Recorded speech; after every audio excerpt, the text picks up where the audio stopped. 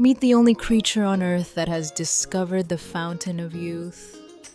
Most living things follow a cycle: birth, growth, and death. But the immortal jellyfish has a cheat code. When it gets sick, injured, or simply too old, it doesn't die. It undergoes transdifferentiation, a process where its cells literally transform back into their earliest state. It's like a butterfly turning back into a caterpillar, or a 90-year-old man turning back into a toddler. Theoretically, this tiny jellyfish can repeat this cycle forever, making it biologically immortal.